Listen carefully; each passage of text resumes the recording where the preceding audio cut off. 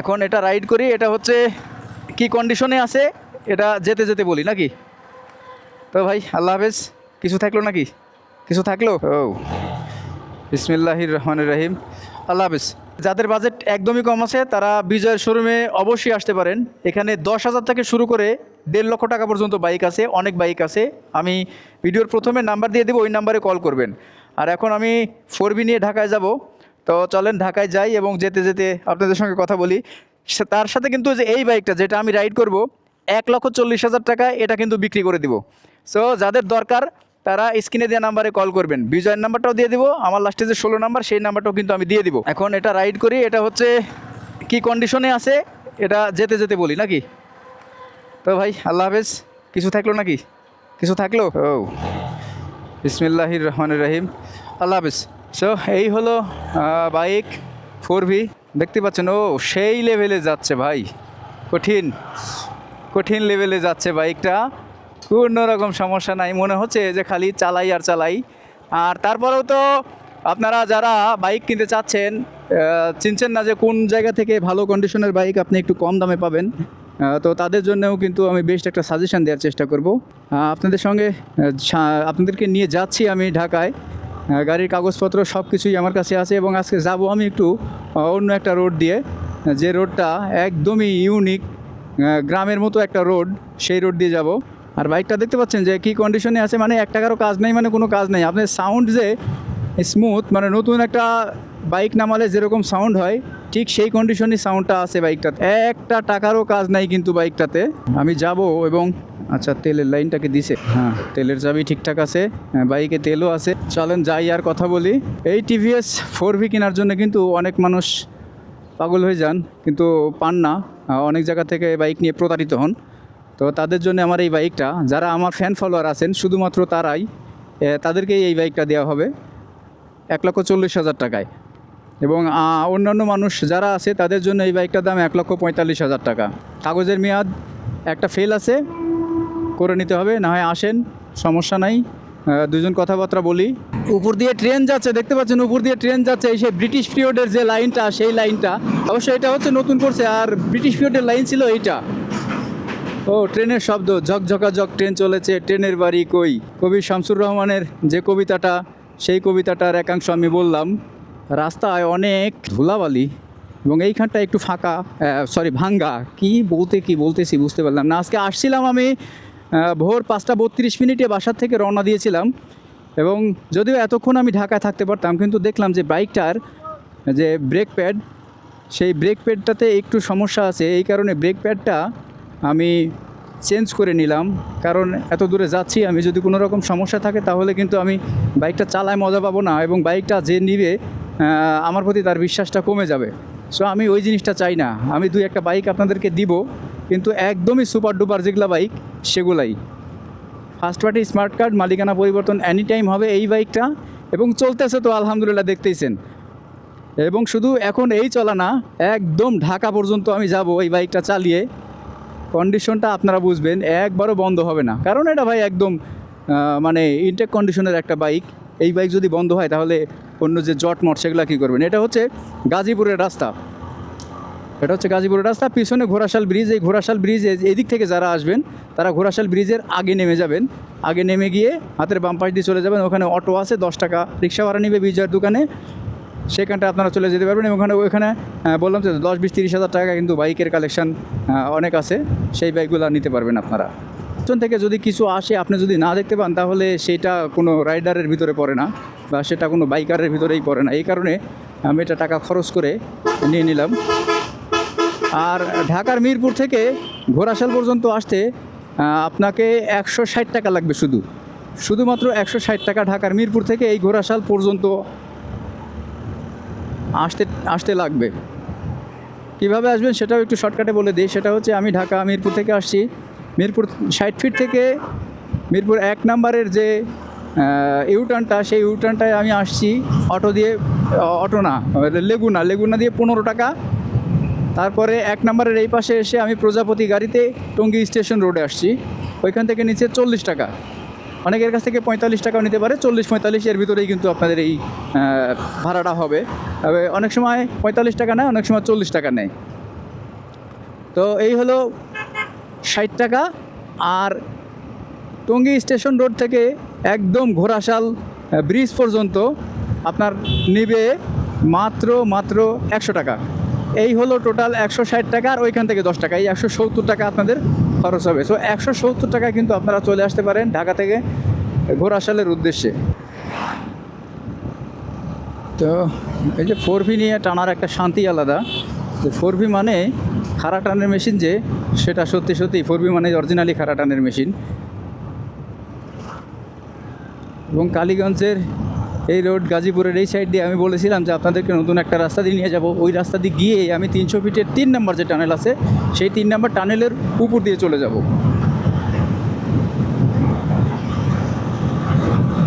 আলহামদুলিল্লাহ গাড়ি আছে আমার 4 গিয়ারে, গিয়ার আর একটা বাড়াই দিলাম 5 গিয়ার। আমি যদিও সবসময় এত স্পিডে বাইক চালাই না, কারণ একটা কথা আছে যে যত গতি তত ক্ষতি। এই কারণে সবসময় চেষ্টা করি একটু আস্তে আস্তে বাইকটা রাইড করার জন্য। এবং আপনারা যেটা ভিডিওটা দেখছেন সেই ভিডিও হচ্ছে স্পোর্ট মোড, কোনো রকম কালার গ্রেডিং করা না, কোনো রকম কালার গ্রেডিংই করে না। কালার গ্রেডিং আমার পছন্দ না। আর ন্যাচারাল যে জিনিসটা পাওয়া যায় সেই জিনিসটা সব থেকে বেশি বেটার সব জায়গাতেই লাগে। এবং এখান থেকে অল্প একটু সময় লাগবে। এই অল্প একটু সময়ের পরে আমরা হাতের বাম পাশ দিয়ে ঢুকে যাব। সেই রাস্তাটা পুরাটা আপনাদেরকে দেখাই দেব। এবং রাস্তায় যে সবুজ শীতল ছায়া, সেই ছায়াটা কিন্তু আমার কাছে সব থেকে বেশি ভালো লাগতেছে। কারণ এরকম একটা ওয়েদারে বাইক চালাতে কিন্তু অনেক বেশি ভালো লাগে। আর তাছাড়া আজকে শনিবার হওয়াতে রাস্তাতে কিন্তু সেই ধরনের মানে বেশি গাড়ি ঘোড়ার চাপটা দেখছি না আমি।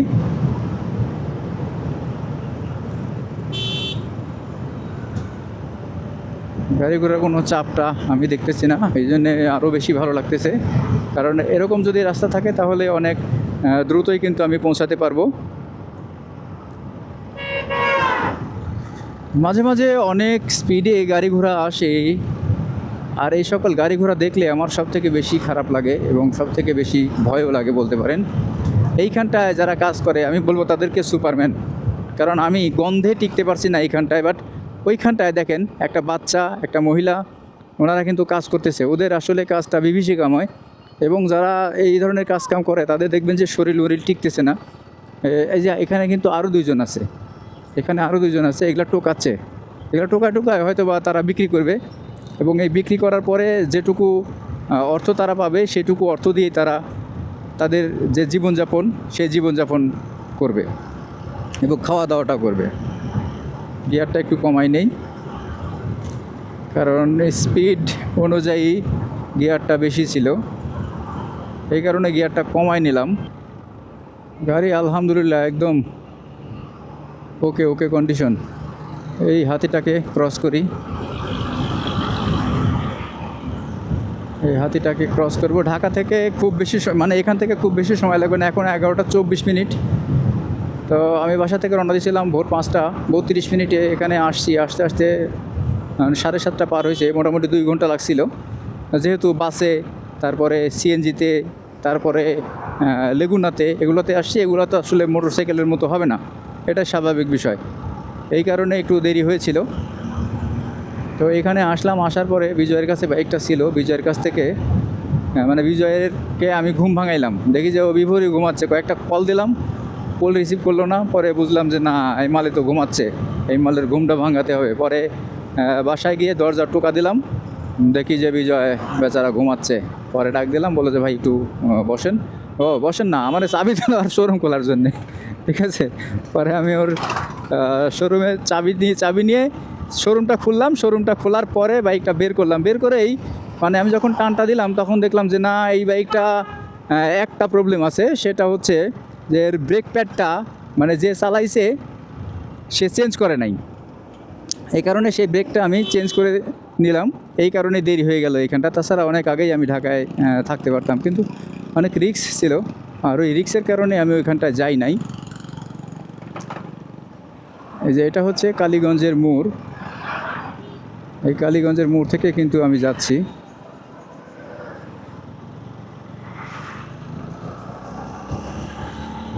ওই যে এনা গাড়ি আসতেছে। এনা গাড়ি হচ্ছে এখানকার বস গাড়ি, সিলেটের যে বস গাড়ি, সেই বস গাড়ি হচ্ছে এনা।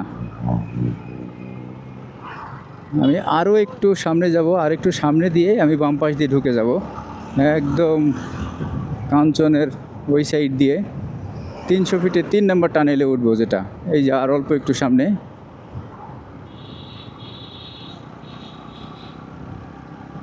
আর অল্প একটু সামনে আছে, সেই সামনে দিয়ে আমি বাম দিক দিয়ে। এটা হচ্ছে আড়িখোলা বাজার। আড়িখোলা বাজার, এই বাজারের এই সাইড দিয়েই তো সম্ভবত, হ্যাঁ এই সাইড দিয়েই, মনটায় তো বলতেছে এই সাইড দিয়েই যাওয়া যাবে, এই সাইড দিয়েই তো মনে হয় যাওয়া যায়। আচ্ছা দেখি যাই না। আচ্ছা এই দিক দিয়ে কি 300 ফিটে ওঠা যাবে না? হ্যাঁ ওকে, এই দিক দিয়ে 300 ফিটে ওঠা যাবে, গাড়ির গিয়ারটা কমায় নেই। এটা হচ্ছে সরু এবং চিকন যে রাস্তা, এই রাস্তা দিয়ে যাচ্ছি কারণ এই রাস্তায় আমি যানজট পাবো না, এই কারণেই কিন্তু এই দিক দিয়ে যাওয়া। আলহামদুলিল্লাহ তো যাচ্ছি এবং বাতাসটাও সুন্দর লাগছে, এই কারণে আমি হেলমেটের যে ভাইজর ছিল সেই হেলমেটের ভাইজরটা খুলে দিলাম। একটা বিষয় মনে রাখবেন যে অপরিচিত রাস্তা যখন আপনি যাবেন, মানুষকে আপনি বললে কোনো সমস্যা নাই, যদি না বলেন তাহলেই সমস্যা, না বললে কিন্তু বুঝতে পারবেন না। এবং এইখানটা এসে আমি একবার ভুল করছিলাম, বামে চলে যেতে লাগছিলাম, কিন্তু হবে হচ্ছে ডানে, আমাকে ডানে যেতে হবে। এবং চিপাচাপা রাস্তায় যখন আপনি ওভারটেকিং করবেন, ওভারটেকিং করার জন্য কিন্তু খুব সতর্কতা অবলম্বন করবেন। যদি সামনে একেবারে ক্লিয়ার না হয় তাহলে কিন্তু আপনি ওভারটেক করবেন না। এবং এইখানটায় এই যে ওভারটেকটা করলাম ওনাকে, সামনে কিন্তু একবারে খুব ভালো রাস্তা, অনেক ভালো রাস্তা, এই কারণেই আমি এদিক দিয়ে যাচ্ছি। কারণ আমি যদি ডাঙ্গা বাজারের ওই সাইড দিয়ে যেতাম, সেক্ষেত্রে প্রবলেমটা ছিল যে রাস্তাঘাটে একটু যানজট থাকতেই পারতো, এই কারণে কিন্তু আমি ওই দিক দিয়ে না গিয়ে ডাইরেক্ট এই দিক দিয়ে চলে যাচ্ছি।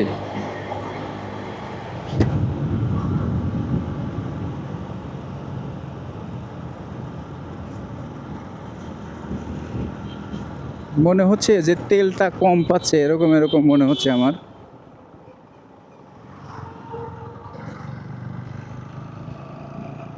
এবং সোজা যাবো, কেউ ডানে যাবেন না, একদম সোজা যে রোডটা সেই সোজা রোড দিয়ে কিন্তু চলে যেতে হবে আপনাদেরকে।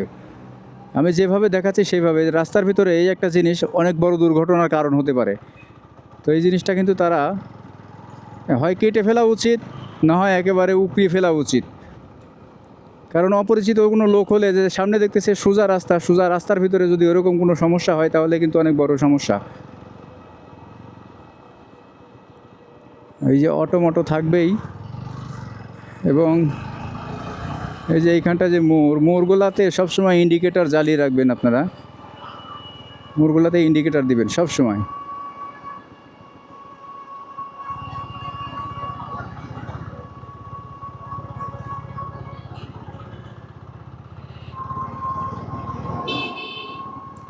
বাজার থেকে খোলা তেল ভরেছি, কারণ এইদিকে ওরকমভাবে পাম্প নাই বা পাম্প পাওয়া যায় না, এই কারণে খোলা তেলটা ভরেছি আমি। খোলা তেলের কারণে হয়তো বা একটু ল্যাগ করতেছে, বাট 4V হিসাবে এটা কোনো ল্যাগ না। অন্যান্য বাইক হলে এরকমভাবে আসলে টানা যাইতো না, একটু সমস্যা হইতো।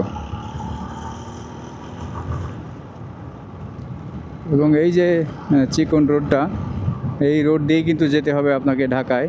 তবে এইখান থেকে গেলে খুব বেশি সময় লাগবে না আপনার 300 ফিটে পৌঁছাতে। দেখেন কয় মিনিট লাগে। অনেক বড় বড় বাঁক আছে কিন্তু এইখানটায়, সকল বাঁকগুলো আপনারা অবশ্যই খেয়াল করবেন। আচ্ছা পকেটে তো টাকাই নাই।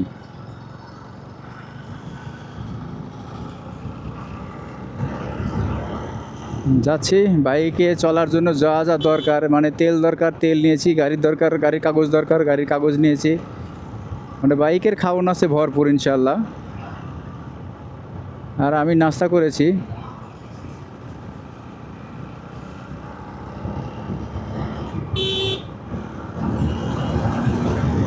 এই রাস্তা দিয়েই খুব ভালোভাবেই যাচ্ছি। এবং পিক আপটা যে এত ফ্রি আছে এটা আসলে বলার বাহিরে, এত পরিমাণ ফ্রি আছে পিক আপটা।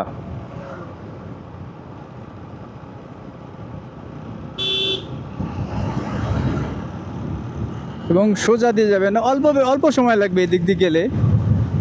এদিক দিয়ে দুইবার কি 3বার গেছি আমি, কিন্তু যাওয়ার পরে এত পরিমাণ ভালো লাগছে। আর আমি বলেছিলাম যে এই রাস্তার ব্লগ আপনারা কখনোই পান না। দেখেন উপরে কত সুন্দরভাবে ঢেউয়ের মতো হয়ে আছে একদম যে গাছগুলা, সেই গাছগুলা ছায়া শীতল। এই পুরো রাস্তাটাই একদমই কিন্তু ছায়া পাবেন আপনারা। ফুল রাস্তাটা এত পরিমাণ ছায়া যেটাকে অনেক ভালো লাগে। আর রাস্তার পরিবেশ পরিস্থিতি, সেই সাথে একদম ক্লিন বাতাস। এই বাতাস খেলে আপনার শরীর যদি খারাপও হয়ে থাকে তাহলে অটোমেটিকলি ভালো লাগবে। লাইট কি জ্বালানো না? লাইট অফ করছি, অফই ছিল, জ্বালানো ছিল না। লাইট অফ, কিন্তু মাঝে মাঝে মনে হচ্ছে যে অটোভাবে এই লাইটটা ক্যামেরাতে চলে আসতেছে এরকম লাগতেছে।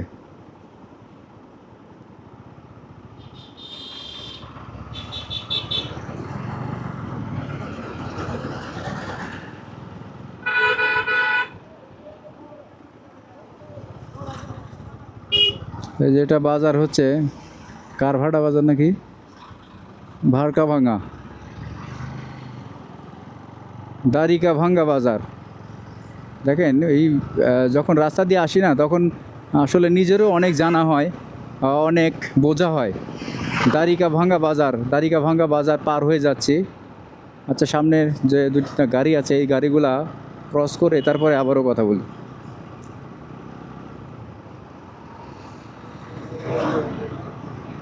এবং এইখানটায় গরু নিয়ে যাচ্ছে, সুন্দর লাগতেছে গরুটা, ফ্রিজিয়ান গরু সম্ভবত, ফ্রিজিয়ান। আবারও জোরে যাওয়ার চেষ্টা করছি, কারণ অনেক গাড়িগুলা সেখানে ছিল, সে সকল গাড়ির কারণে জোরে বাইকটা টানতে পারি নাই। এখন যাব এবং টানবো।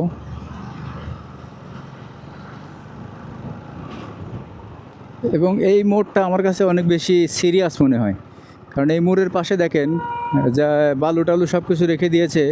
এবং এটা কিন্তু অনেক বড় একটা মোড়, অনেক অনেক বড় মোড়।